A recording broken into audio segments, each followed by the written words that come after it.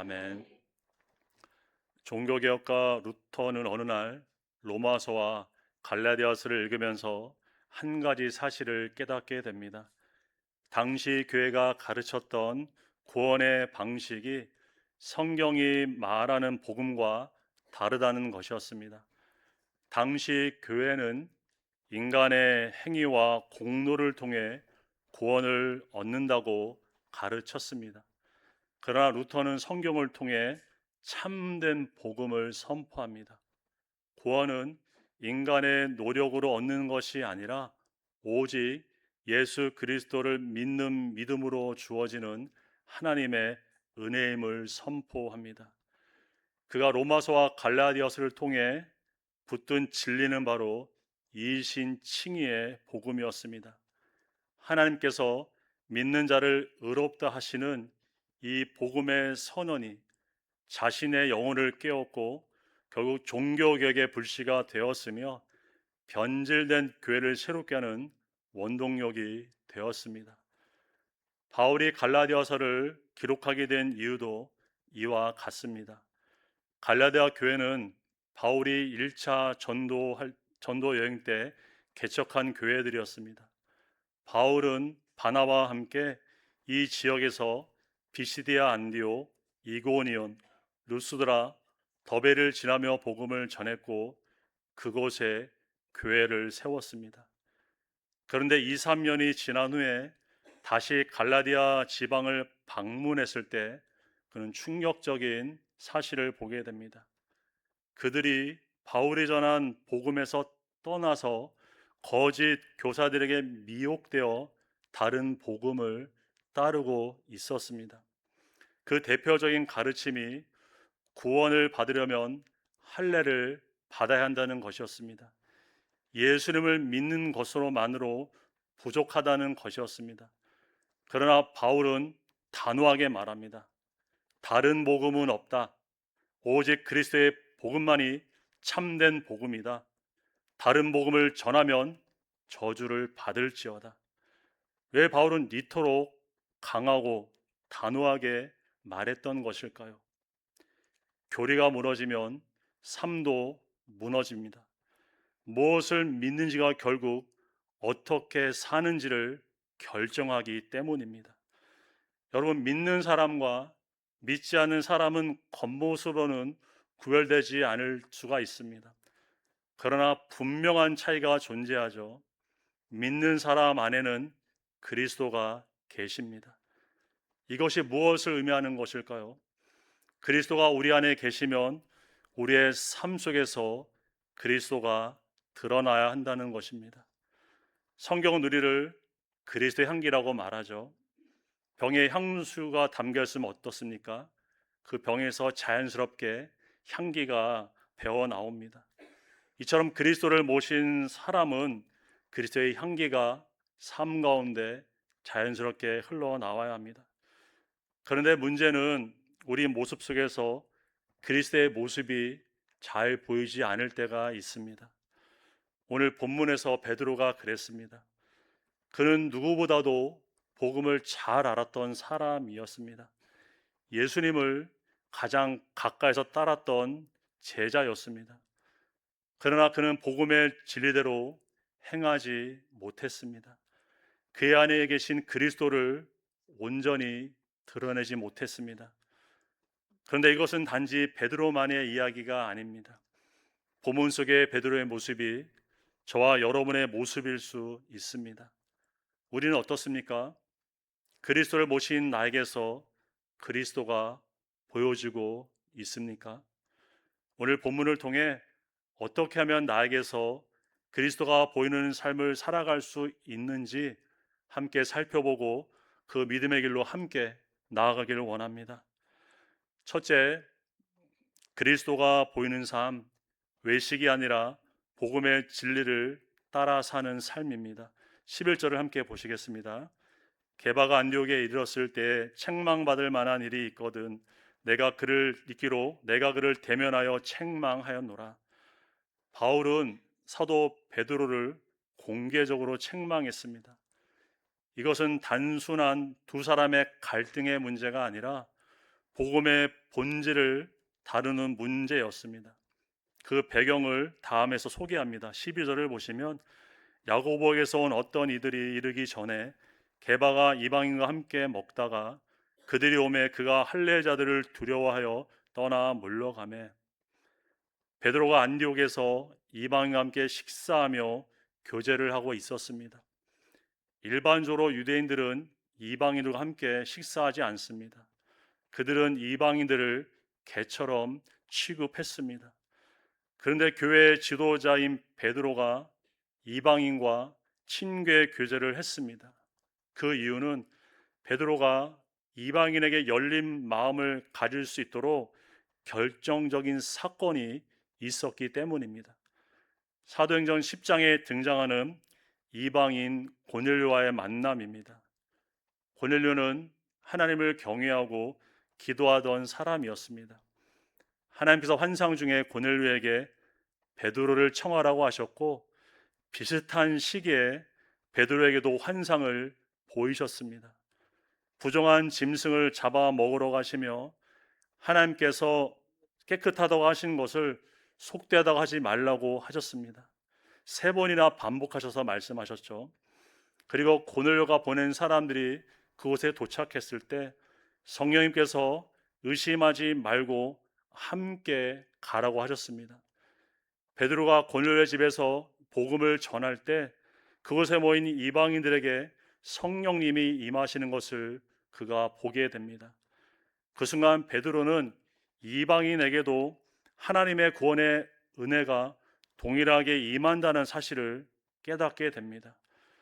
그리고 훗날 교회 공식 회의에서 그는 이렇게 선언합니다. 사도행전 15장 11절에 우리가 그들이 우리와 동일하게 주 예수의 은혜로 구원받는 줄을 믿노라. 그런데 오늘 본문에서 베드로는 자신이 경험하고 선언했던 그 복음대로 따르지 못했습니다. 야고보에서 온 할례를 주장하는 유대인들이 그곳에 도착하자 그들을 의식하면서 그 식사의 자리에서 물러났습니다. 베드로는 외식했습니다. 그런데 문제는 그의 행동이 자신의 개인적인 일로 끝나지 않았습니다. 13절을 보시면 남은 유대인들도 그와 같이 외식함으로 바나바도 그들의 외식에 유혹되었느니라. 베드로와 함께 있던 유대인들도 그를 따라 외식하며 이방인과의 식사의 자리를 피했습니다. 심지어 신실한 바나바까지도 그들과 함께 휩쓸려서 가식적인 행동을 했습니다. 베드로 한 사람의 외식이 그곳에 있던 유대인들을 외식에 빠지게 했습니다. 베드로는 평신도가 아닙니다. 그는 교회의 리더 중에 리더였습니다. 모범에 대하는 그가 사람들이 두려워서 사람들을 의식해서 복음대로 행동하지 않았고 그 결과로 공동체 외식을 낳았습니다. 베드로는 누구보다도 그리스도를 나타내는 사람이어야 합니다. 그러나 오늘 안디옥에서 보였던 베드로의 모습에서 전혀 그리스도가 보이지 않았습니다. 그리스도가 보이는 삶이 되려면 외식하지 말아야 합니다. 믿는 것과 다르게 행동하지 말아야 합니다. 아는 것과 다르게 살지 말아야 합니다. 우리에게 그리스도의 복음이 있습니다. 진리의 말씀이 우리에게 있습니다. 우리가 그 복음의 말씀을 따라 살아가야 하는 거룩한 책임이 저와 여러분에게 있습니다. 주님께서 우리에게 복음을 주신 것은 단지 우리만 그것을 알고 누리라고 하신 것이 아닙니다. 복음에 합당한 삶을 살아서 그리스도를 세상에 나타내게 하시려는 목적이 있습니다. 세상은 주님을 알지 못합니다. 세상이 주님을 볼 수 있는 유일한 길은 믿는 우리의 삶을 통해 보는 것입니다. 하나님은 우리를 그리스도의 향기로 부르셨습니다.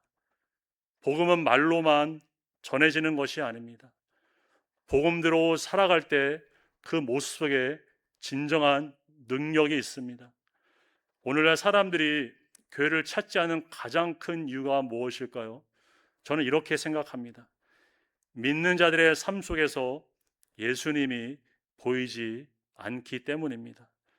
세상과 다른 점이 보이지 않습니다. 예수 그리스도를 믿는 우리에게서 세상과 다른 모습이 보이지 않는다면 사람들이 예수님을 믿어야 할 이유가 과연 있을까요? 물론 우리는 완전하지 못합니다. 실수도 하고 넘어지고 죄도 짓죠.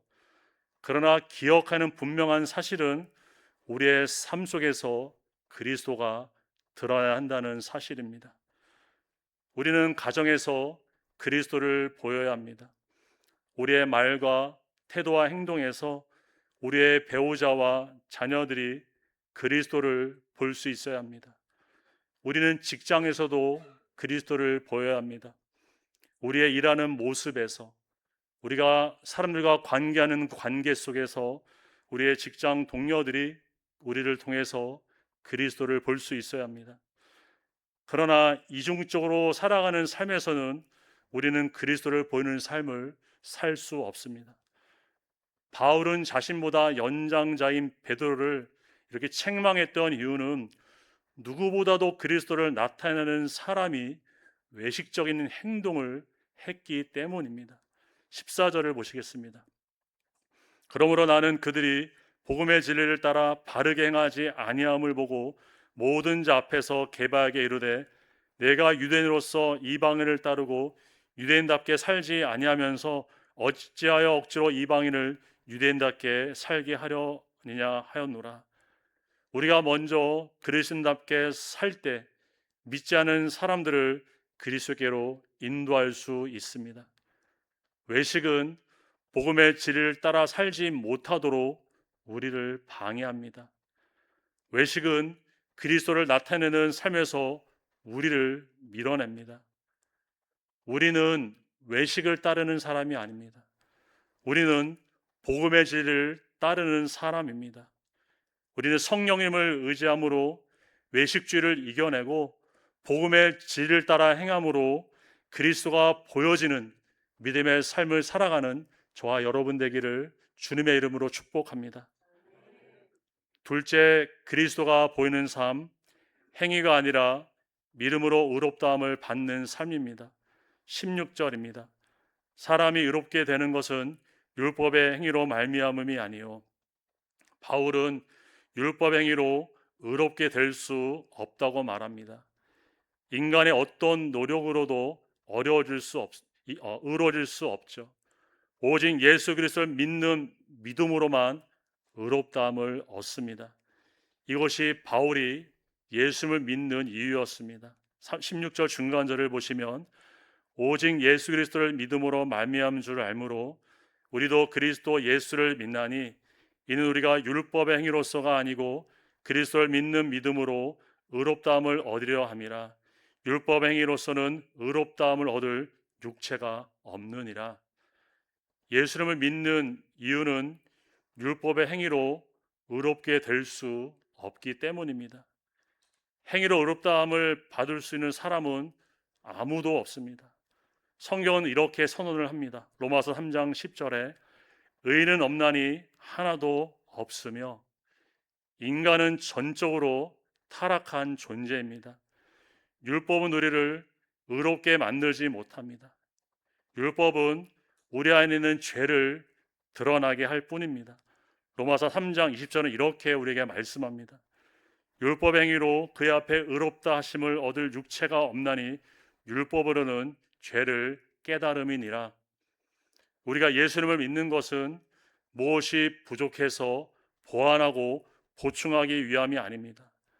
우리의 행위로는 절대로 의롭게 될 수 없기 때문입니다. 이것이 우리가 예수 그리스도께 나아가야 하는 이유입니다. 하나님의 아들이시며 우리를 죄를 위해 십자가의 대속의 죽음으로 친히 담당하신 예수 그리스도를 믿는 그 믿음을 통해서만 우리는 의롭다함을 얻습니다. 그러면 우리가 믿음으로 의롭다함을 얻는 것이 그리스도를 보이는 삶과 무슨 관계가 있는 것일까요? 율법의 행위를 의지하는 사람은 주님을 드러내는 것이 아니라 자신을 드러내는 삶을 삽니다.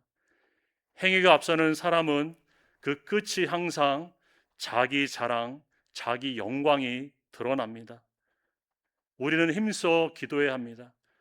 그러나 기도의 행위가 앞서게 될 때 우리는 자신의 기도를 자랑하게 됩니다.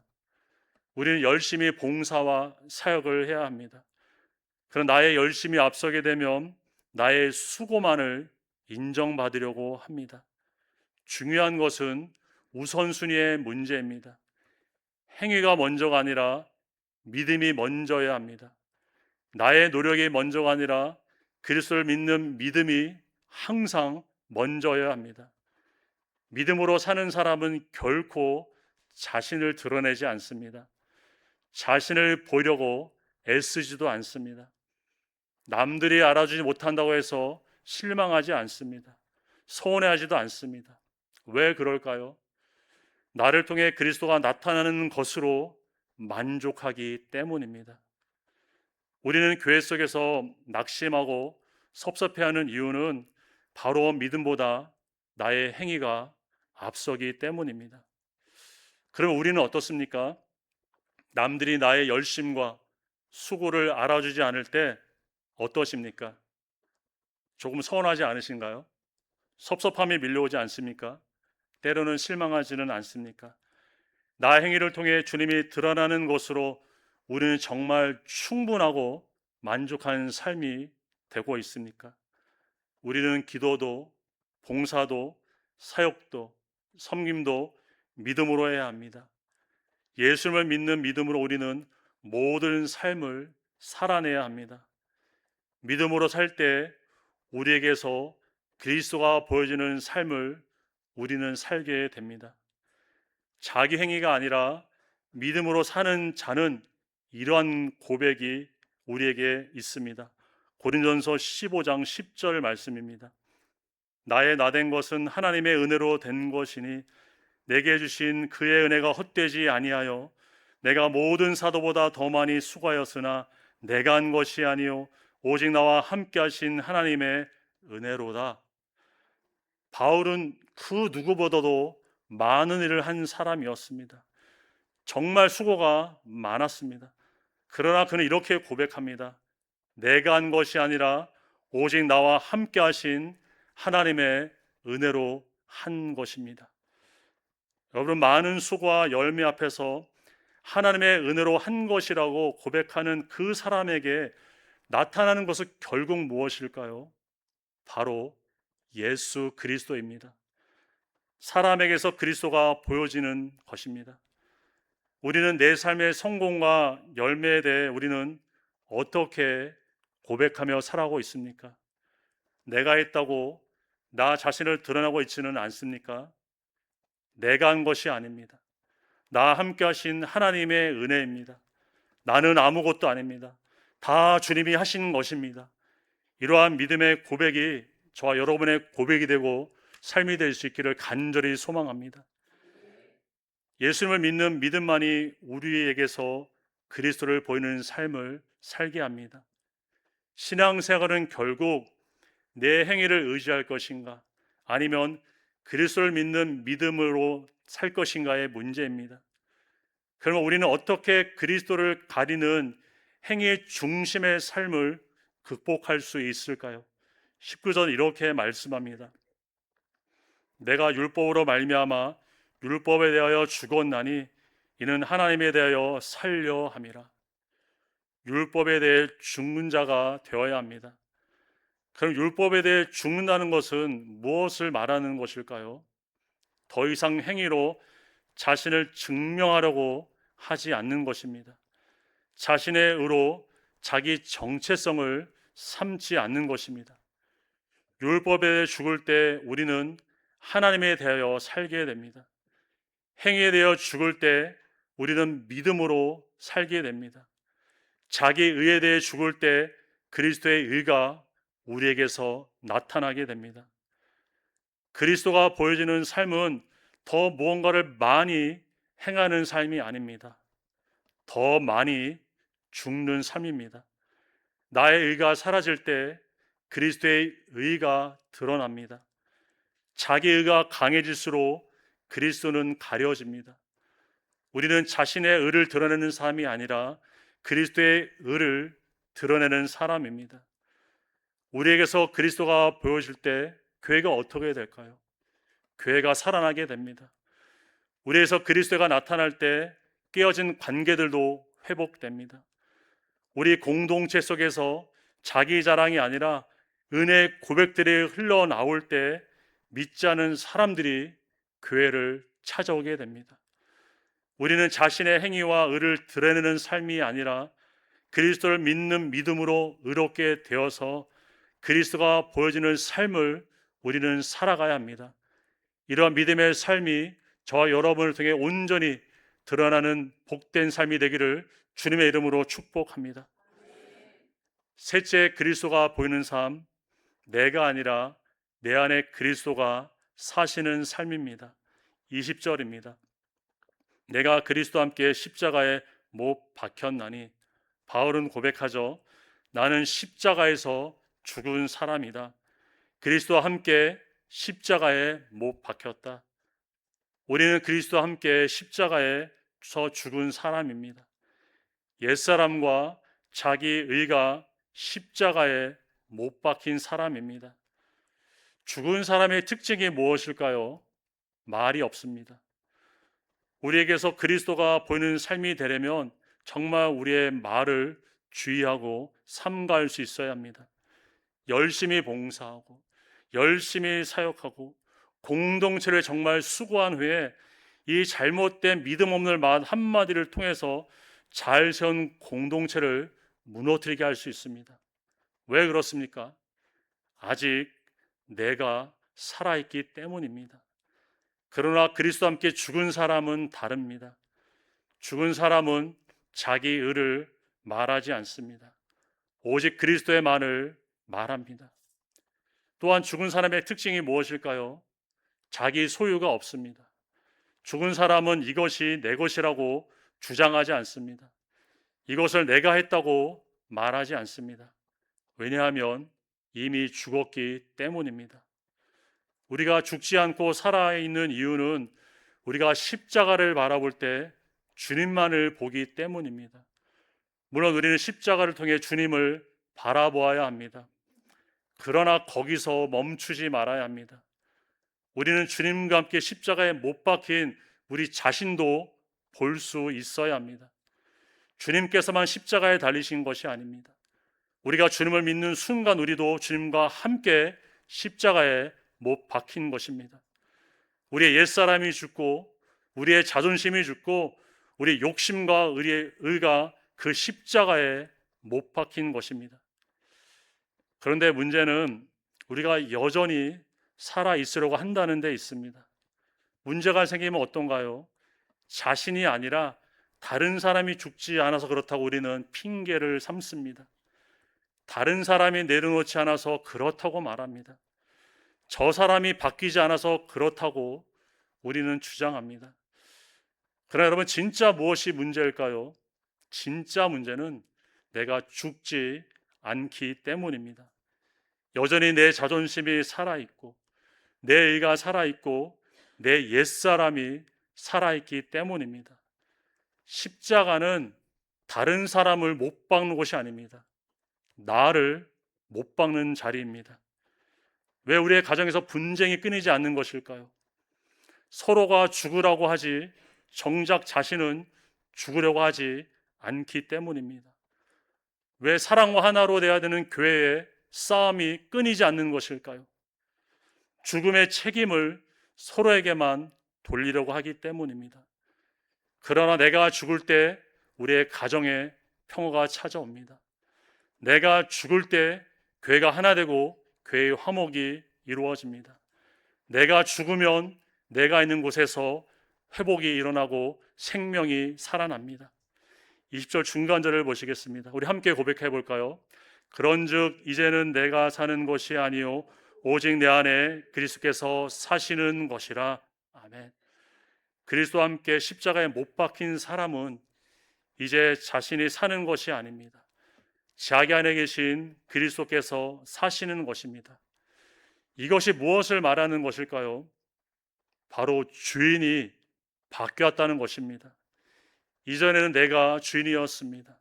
그러나 이제는 내가 나의 주인이 아니라 내 안에 계신 그리스도께서 주인이 되신 것입니다. 우리가 신앙생활에 더 깊이 나아가지 못하는 이유는 예수님을 구주로만 보기 때문입니다. 예수님을 구주로만 보는 사람은 나는 구원받았다는 사실에 안주할 수 있습니다. 예수 믿고 천국 가는 것으로 신앙의 목적을 나는 다 이루었다고 생각할 수 있습니다. 그러나 구원받았다는 사실만 믿고 이제는 자신의 뜻대로 살려고 하겠죠. 그러나 성경은 그렇게 우리에게 말씀하지 않습니다. 예수님은 우리의 구주가 되실 뿐만 아니라 우리의 주가 되십니다. 그분은 우리를 죄에서 건지실 뿐만 아니라 우리의 삶을 다스리시는 분이십니다. 예수님이 우리의 진정한 주인이십니다. 신앙생활에 점점 느슨해지는 이유는 바로 주님을 주로 모시는 삶에서 점점 흐려지기 때문입니다. 다시 자신이 자기의 주인이 되어서 하고 싶은 대로 살아가려고 하기 때문입니다. 교회도 자신이 오고 싶을 때만 오고, 봉사도 자신이 하고 싶을 때만 하고, 모든 것이 자신 중심대로 살아가려고 하기 때문입니다. 우리의 삶은 어떻습니까? 여전히 내가 하고 싶은 대로 우리는 살아가고 있는 모습은 없습니까?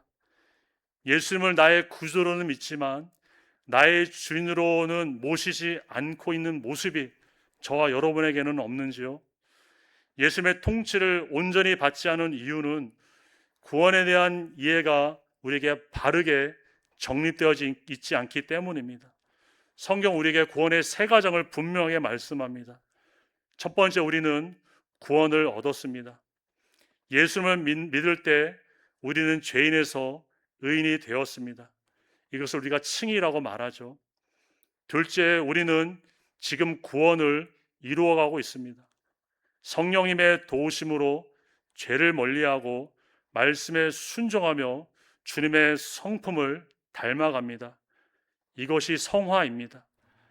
이 칭의가 신분의 변화를 말한다면 이 성화는 삶의 변화를 말합니다. 마지막으로 우리는 장차 구원에 이를 것입니다.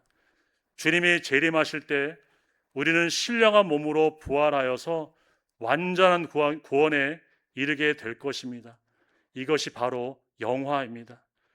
우리는 지금 이 성화의 구원을 이루어가며 살아가고 있는 사람들입니다. 성화는 철저히 예수님을 주인으로 모실 때 살아갈 수 있는 구원의 과정입니다. 자신이 주인 되어 살아가는 사람은 이 거룩한 삶을 살아갈 수 없습니다. 주님의 성품도 닮아가지 못합니다. 왜냐하면 성화는 내가 나를 다스리는 것이 아니라 주님의 다스림을 받는 삶이기 때문입니다. 그러나 이것은 단지 개인의 경건의 문제로 끝나지 않죠. 우리가 성화의 삶을 살아가지 못하면 우리 안에서 주님의 성품이 열매 맺지 못합니다. 그러면 그 결과가 무엇으로 나타날까요? 그 사람에게서 그리스도를 볼 수 없습니다. 우리가 다른 사람을 통해서 그리스도를 보게 되는 이유는 바로 이 성품의 열매를 통해 보게 됩니다. 갈라디아서 5장 22절 23절은 성령의 9가지 열매를 이렇게 말씀합니다. 우리 함께 고백해 볼까요? 오직 성령의 열매는 사랑과 희락과 화평과 오래 참음과 자비와 양성과 충성과 온유와 절제니 이 같은 것을 금지할 법이 없느니라. 아멘. 우리는 사랑의 열매가 있는 사람을 보며 그리스도를 보게 됩니다. 평화를 만들어낸 사람을 보며 우리는 그 사람에게서 그리스도의 모습을 보게 됩니다. 나를 오래 참아주는 사람을 보며 그 사람에게서 우리는 그리스도를 발견하게 됩니다. 충성을 다하는 사람들을 보며 아버지의 뜻을 끝까지 이루신 주님의 모습을 우리는 그 사람을 통해서 보게 됩니다. 성품의 열매는 단지 내가 인격적인 사람으로 사람들에게 존경을 받고 인정받는 것으로 끝나지 않습니다.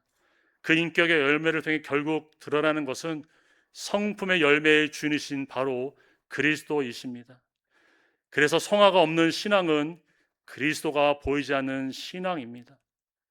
우리가 참으로 예수님을 주로 모시고 살아간다면 우리 안에서 반드시 이 성령의 열매를 맺으며 살아가게 됩니다.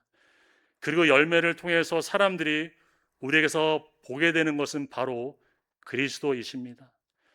바울은 이러한 삶을 믿음 안에서 사는 것이라 그는 선언합니다. 20절 하반절을 보시겠습니다. 나를 사랑하사 나를 위하여 자기 자신을 버리신 하나님의 아들을 믿는 믿음 안에서 사는 것이라. 진리를 따라 사는 삶은 예수 그리스도를 믿는 믿음 안에 거하며 사는 삶입니다.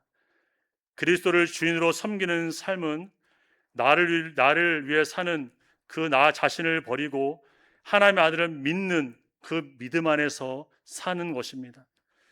믿음의 삶은 결국 우리를 그리스도를 드러내는 그 영광스러운 삶으로 우리를 인도합니다. 우리의 삶은 지금 어떻습니까? 내 안에서 주님의 성품이 열매 맺어지고 있습니까? 그 열매를 통해 사람들이 나를 통해서 그리스도를 보고 있습니까? 예수 그리스도는 우리의 구주이시면서 또한 우리의 주가 되십니다. 우리는 예수님을 구주로 믿을 때 그분과 함께 십자가에 못 박힌 사람입니다. 이제는 내가 사는 사람이 아니라 내 안에 계신 나의 진정한 주인이신 그리스도께서 사시는 사람입니다. 이제 내가 나의 주인으로는 살지 않기를 바랍니다. 그리스도를 나의 주인으로 모시며 우리는 살아가야 합니다. 우리는 주님의 다스림을 받으며 이 성령의 열매를 맺으면서 살아갈 때 우리의 가정에서, 우리의 일터에서, 우리의 공동체 속에서 사람들이 우리를 통해 그리스도를 보게 될 것입니다. 나를 드러내는 삶이 아니라 그리스도를 드러내는 삶으로 함께 영광 돌며 살아가는 저와 여러분의 믿음의 삶 되기를 주님의 이름으로 축복합니다. 우리는 오늘 본문의 말씀을 통해서 어떻게 사는 것이 나에게 그리스도가 보여지는 삶이 되는지 함께 살펴보았습니다. 그리스도가 보여지는 삶은 외식이 아니라 복음의 진리를 따라 살아가는 삶입니다. 그리스도가 보여지는 삶은 행위가 아니라 믿음으로 의롭다함을 얻는 삶입니다. 그리고 그리스도가 보여지는 삶은 내가 아니라 내 안에 그리스도가 주인 되어 사시는 삶입니다. 이제 우리는 예배를 마치고 나면 우리 각자의 삶의 자리로 돌아갑니다. 가정으로 돌아가고 일터로 돌아가고 공동체 속으로 우리는 돌아갑니다. 그 자리에서 우리의 말과 성품과 행위를 통해 그리스도가 드러나야 합니다. 하나님은 저와 여러분을 그리스도의 향기로 부르셨습니다. 우리 안에 그리스도의 흔적이 있어야 합니다. 바울이 갈라디아서를 마치면서 그는 이렇게 고백을 합니다. 내 몸에 그리스도의 흔적을 지니고 있노라. 우리도 마찬가지입니다. 그리스도의 흔적을 지닌 사람들입니다. 내가 보여지는 삶이 아니라 나를 통해 그리스도가 보여지는 삶으로 가정에서, 교회에서, 세상에서 함께 영광 돌며 살아가는 저와 여러분의 참된 믿음의 삶이 되기를 주님의 이름으로 축원드립니다. 이 시간 함께 우리 앞에서 찬양했던 예수가 보이네 찬양 부르시면서 설교를 마치도록 하겠습니다. 본문의 말씀 묵상하며 이 찬양 올려드리겠습니다.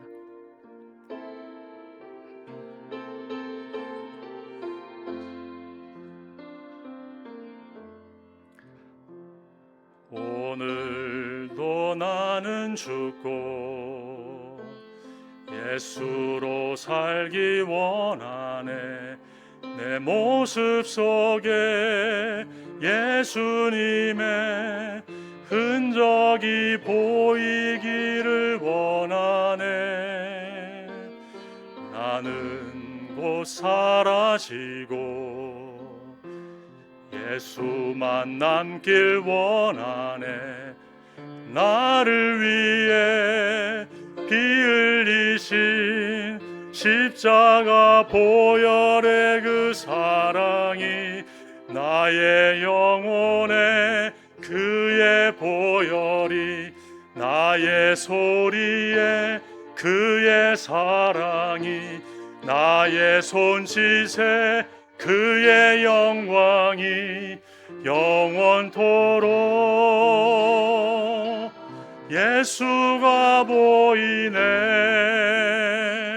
우리 삶 속에서 예수가 보이네.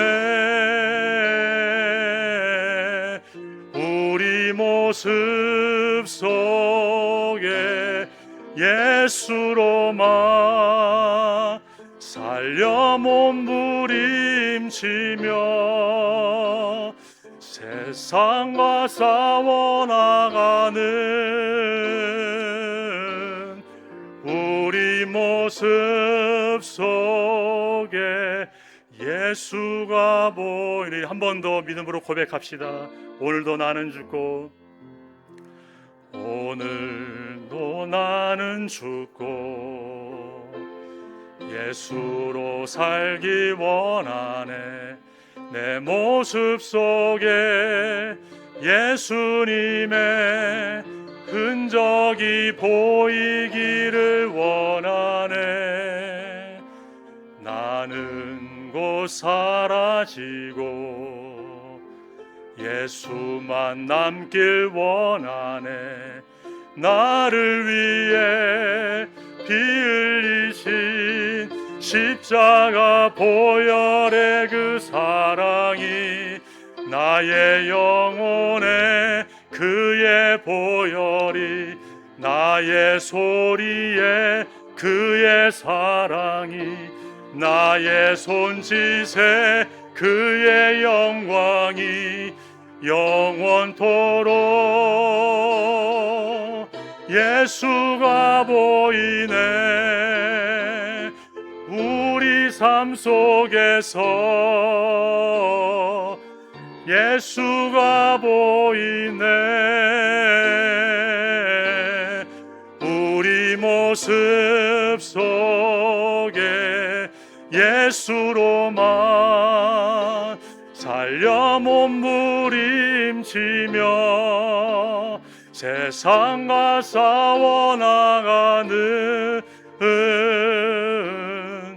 우리 모습 속에 예수가 보이네. 함께 기도하시겠습니다. 사랑과 은혜가 풍성하신 하나님, 감사를 드립니다.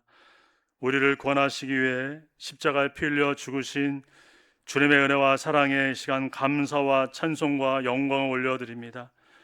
우리가 예수님을 믿을 때 우리 자신도 주님과 함께 십자가에 못 박혔음을 고백합니다. 이제 내가 사는 것이 아니라 내 안에 계신 나의 주인이신 그리스도가 사시는 삶이 되도록 하나님들 인도하여 주시옵소서. 외식을 버리고 복음의 진리를 따라 살아가는 삶이 되도록 주님 저희들을 인도하여 주시옵소서. 더 이상 자신의 행위를 의지하지 않게 하여 주시옵고 오직 주님을 믿는 믿음으로 사는 삶이 되도록 성령님 역사하여 주시옵소서. 자기를 드러내는 삶이 아니라 그리스도를 드러내는 삶이 되도록 하나님이 저희들을 굳게 붙잡아 주시옵소서. 나는 죽고 오직 예수님만 사시는 삶을 통해 나의 말과 성품과 행위를 통해 예수님의 흔적만이 나타나게 하여 주시옵소서. 감사드리며 우리의